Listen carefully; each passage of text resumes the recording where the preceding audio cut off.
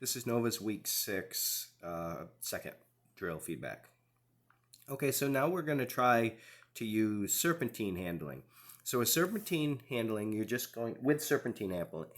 you're going to replace those two front crosses with serpentine maneuver instead. In order to use serpentine handling, you're replacing all of those steps and spinning around twice with two front crosses. Hooray! The bad news is you have to be downstream, right? You absolutely have to be. You cannot do the same way that you can't do a front cross when you're behind your dog or even alongside them. You have to be in front of your dog. The same thing with serpentine handling. You have to be way further downstream.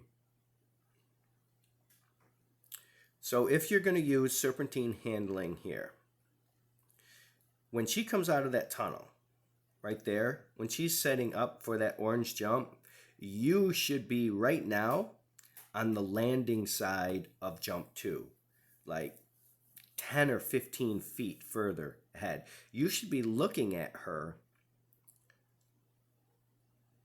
there. That's where you should be, way up here. So and I see this, I think I watched this before, this video, and all your serpentines, you hesitate, you wait to support this orange jump. You need to be way further downstream looking at her through that, right? Okay, so that's the first thing. The second thing, or it's kind of related to that, is your path. You kind of swoop in and swoop back out. So if we move this down a little bit, say, okay, so right here, so you go in and then out and that. You can't run an S. The dog runs an S. You run a straight line. That's the whole point of serpentine handling, is that you run a straight line like this, and she does the S. All right, so you go in there, which puts you further behind and slows you down. So you're behind her now when she lands. You should be now way up there. So we need to move in a straight line further downstream. So the other thing to remember with the serpentine handling is if you look at her landing, right? When she takes this jump and she lands right there. So we know we'd rather not catch her. We have to be out of her way, right? And I'm guessing Nova probably wouldn't take the jump, or she would just drop the bar because she doesn't want to smash into you. Other dogs will just take your ass out if you're in their landing zone. I'm guessing she's not the kind to take you out. Either way, that's not cool. Let's not be in their landing zone. And you recognize this, consciously or unconsciously, in the way that you handle that, and a lot of people handle that. Instead of being in their landing zone, you move out, away from them, right? So you go this way to give your dog room to land, excuse me. Instead of moving out away, move downstream. So that way, when the dog lands, you are here, downstream. I hope that makes sense.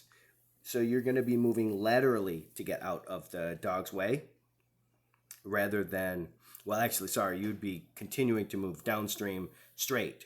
See how you kind of go in, hesitate, and then you swing away from the jumps? Your path should be parallel. Stop moving. Your path, see these two jumps here? Your path should be parallel to those. Instead, what you do is you go in, you hesitate, you wait, and then you run this S-curve. That's why you're so late on all of these serpentines.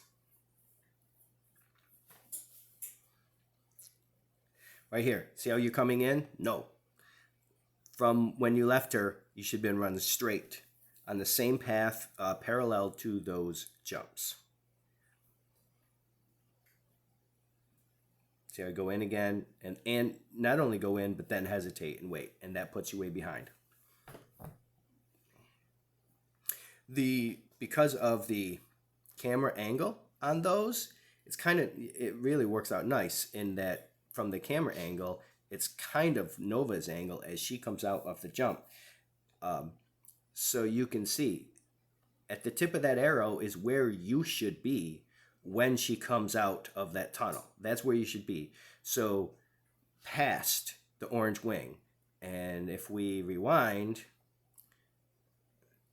we'll see where you are when she comes out of that tunnel. You see how far back you are? So, in order to get down there, we have to take that straight path down there, not run that. That's the answer to these all those SERP lines.